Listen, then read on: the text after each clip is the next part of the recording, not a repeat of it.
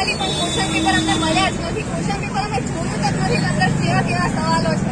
અમે કઈ રીતે ટીક કરી નથી. અમારા જોડે ખાલી સહી લીધી અને બેઠક નંબર લીધો, બહાર મોકલી દીધા, બીજું કશું કર્યું નથી. અમારા ક્લાસમાં એક પણ જણ નહીં. અમારા ક્લાસમાં 30 જણની સંખ્યા હતી અને એમાં 5 OMR સીટ ગાયબ પણ હતી. 5 OMR સીટ હતી પણ નહીં અંદર. એટલે એબસન્ટ એમથી મૂકવામાં પણ આવે તો સંસ્થાનું એવું કેવું છે કે ઉપરથી જ ફીટા છે OMR ને, જેમ કે ક્વેશ્ચન પેપર સીટ નંબર ને OMR બધા નંબર જે બેઠક નંબર બધા સેમ હોય, બધા 3 ડિફરન્ટ છે. સંસ્થા એવું કહે છે કે ઉપરથી જ પેપર ફીટા છે. એક ક્લાસમાં મિનિમમ 14 થી 15 લોકોને સ્ટુડન્ટને ક્વેશ્ચન પેપર ફેટા છે. છેલ્લા 2-3 ક્લાસ છે જેને મહિલા જ નથી. સંસ્થા એવું કહે છે કે અમારો કોઈ વાત નથી, 11 વાગ્યાના અડીખમ વિભાગ છે છતાં ઉપરથી આવું આવ્યું છે તો સ્ટુડન્ટ પછી હવે પોતપોતાનો ન્યાય માંગે છે. કઈ સંસ્થાને તમે આ અંગે વાત કરેલી છે?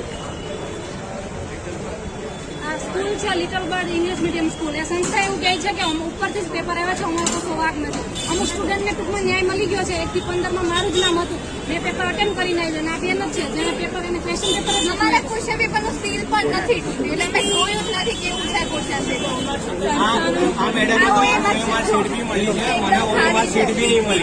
OMR સીટ બી નહીં મળી. આ ગુલાબી કલરનું દેખાય ને તમને OMR સીટ, એ મને મળી બી નથી. OMR સીટ આ મેડમને મળી પણ OMR સીટ બી નહીં મળી, પેપર બી નહીં મળ્યું. બરાબર, મારા જેવા કેટલાય વિદ્યાર્થીઓને મળ્યું નથી. અંદાજે કેટલા વિદ્યાર્થીઓ? અંદાજે 100 જેવા લોકોને નહીં મળ્યું. 100 વિદ્યાર્થીઓ.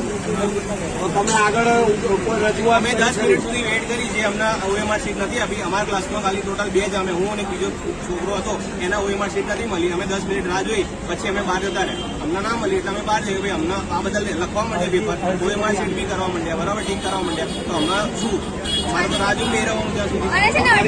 તમારી જે રજૂઆત હતી એ રજૂઆત અંગે શું કહેવા માંગે? રજૂઆત અંગે જે અંદર સ્કૂલના એમને એમ કીધું કે તમારે જે વિરોધ કરવો હોય કરો, બરાબર, અંદર જે પરીક્ષા આપે છે એ લોકોને આપવા દો, તમારે જે કરવું એ કરો. તો અત્યારે હાલ જે પરીક્ષા છે મોકૂફ રાખવામાં આવી છે કે કેમ? પરીક્ષા અંગે અમને કોઈ નિર્ણય અમને કઈ ખબર નહીં, પણ આ પૂરેપૂરી પરીક્ષાનો નિર્ણય મળવો જોઈએ.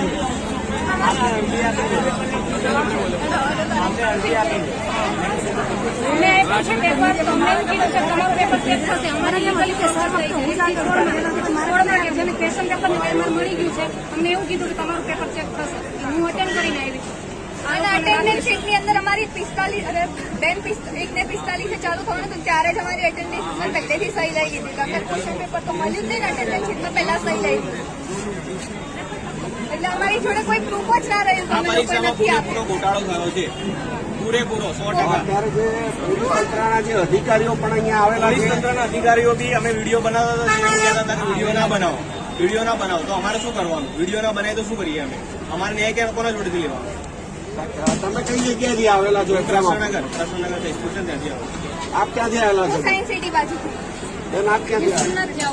સોમનાથથી અહીંયા અમદાવાદ શહેરમાં વટવા ખાતે એક્ઝામ આપવા આવ્યા.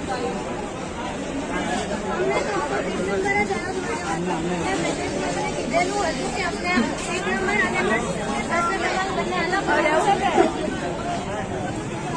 તેમ છતાં અમને એવું કહેવામાં આવ્યું હતું કે જે મળ્યું છે તે અને અમે પછી વિદ્યાર્થીઓ બહાર નીકળી ગયા. જે લોકોએ લખ્યું છે એમને કીધું કે તમારા પેપર ચેક થશે. તો અમારે શું સમજવાનું? અમે તો આ પેપર લખ્યું પણ નથી અને અમને અમારે સીટ નંબરનું મળ્યું પણ નથી. અમને એવું કહેવામાં આવ્યું કે લાસ્ટ મોમેન્ટ ઉપર 2 સેન્ટર છે અહીંયા મોકલવામાં આવ્યા છે. તો 2 સેન્ટર એ જવાબદારી તો ઉપરની છે અને અમારી થોડી.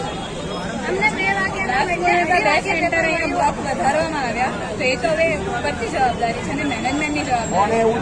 અમને ક્લાસમાં અમારા મેડમે એવું કીધું કે લાસ્ટ મોમેન્ટ પર 2 સેન્ટરમાંથી અહીંયા છોકરાઓને મોકલવામાં આવ્યા. બીજા 2 સેન્ટરથી બીજા 2 બ્લોક વધારવામાં આવ્યા હતા. તો એ બધાના પેપરની ને OMRની જવાબદારી કોણ? અમુક લોકોના પેપર 3:30 સુધી જ આવી ગયા. ક્લાસમાં 3:30 ક્યાંથી એક્ઝામ આપવા આવે? મહેસાણા. આપ જુઓ છો કે અમદાવાદ શહેરનું જે લિટલ બર્ડ સ્કૂલ છે વચવા ખાતેની, ત્યાં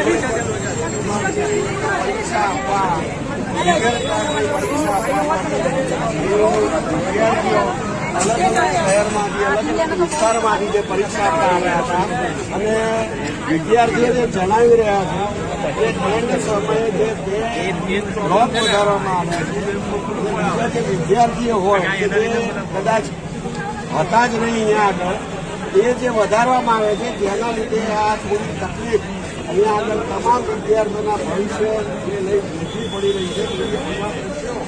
અમદાવાદ શહેરના વટવા વિસ્તારમાં જોવા મળી રહ્યા છે. અમે રજૂઆત કરી છે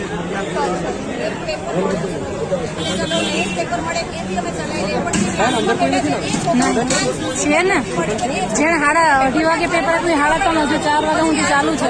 લખે છે મન પડે એમ લખે. મેડમ ને એ લોકોને તો થોડી વાર બહાર બોલાવે એટલે મન પડે એમ ટૂંકમાં બધી લખે. પેપરો લખતા હતા. આજે એ લોકો બહાર આવીને લોકો એકદમ ખુશ હતા અને કહેતા હતા પેપર એટલા ઈઝી હતું. જ્યારે અમને લોકોનું આ પેપર જોવા મળશે ને એટેન્ડ કરવા. બીજી વસ્તુ કે તમને કેમ અહીંયા તમે એક્ઝામ આપી શક્યા નથી? અમારા હાથમાં પેપર જ નથી આવ્યું.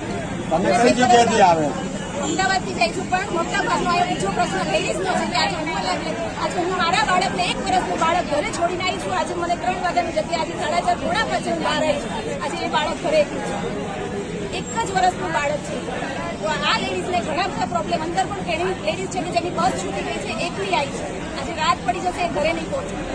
આ બધો પ્રોબ્લેમ પણ લેડીઝને છે. છતાં પણ મેનેજમેન્ટ એવું કહે છે કે તમારું કોઈ સાંભળશે નહીં. બધાની બીજા સેન્ટરોમાં એક્ઝામ થઈ ગઈ છે, તો તમે લોકોને હવે કોઈ બીજી વાર પરીક્ષા દેવામાં આવશે. તમે સરકાર જોડે અથવા તંત્ર જોડે શું અપેક્ષા રાખો છો આજે કે તમારી પરીક્ષામાં? બધાની એક્ઝામ રદ થવી જોઈએ અને ફરી પાછી એક્ઝામ લેવી જોઈએ. અને કદાચ જો સરકારે આ જે પરીક્ષા છે તેને રદ નહીં કરે તો તમે શું આગળ? તો અમને ન્યાય નહીં મળે.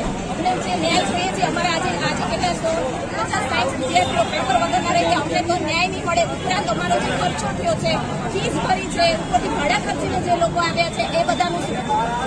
આજે એનો ટાઈમ બન્યો છે. જે મહેનત કરીને એક્ઝામ દેવાયો છે, જે ઉમ્મીદ લઈને આવ્યો છે કે પાસ કરીશ, તો આજે એને એ જગ્યા ઉપર એની નોકરી એને નહીં મળે. જ્યારે બીજા ઘરે ટાઈમ લઈને પેપર આપીને પછી બહાર નીકળે છે પેપર